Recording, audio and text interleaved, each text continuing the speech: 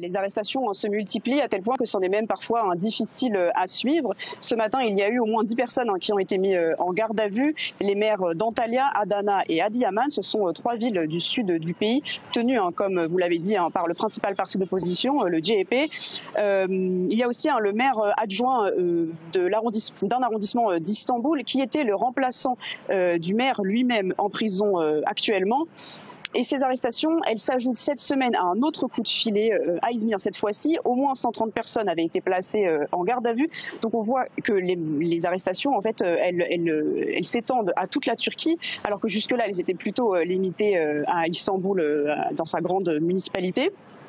Fin juin, Recep Tayyip Erdogan, il a je cite que la situation était désastreuse à Istanbul, mais aussi dans les autres provinces. Là, il parlait de l'opposition et des accusations de corruption.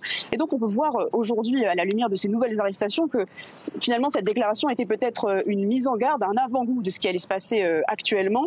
Il faut le rappeler, Ekrem İmamoğlu, ce qu'on considérait comme le principal opposant à Recep Tayyip Erdogan, qui aurait pu se présenter aux élections en 2028. Il est toujours en prison. Il a été emprisonné le 19 mars dernier. Son arrestation, avec aussi des autres personnes, de ses collaborateurs, elle a eu provoqué une vague de manifestations massives dans le pays, jamais connue depuis 2013, une vague de manifestations qui avait été très réprimée.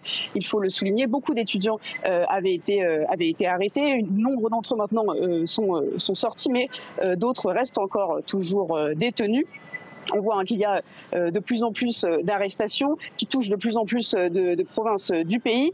Et en fait, le CHP lui-même, le parti d'opposition lui-même, fait face à une montagne d'enquêtes. Par exemple, cette semaine, il y a eu aussi une audience dans un procès qui concerne l'élection du chef de file de l'opposition, Özgür Özel. Et en fait, dans cette affaire judiciaire, ça pourrait être même sa destitution qui est en jeu.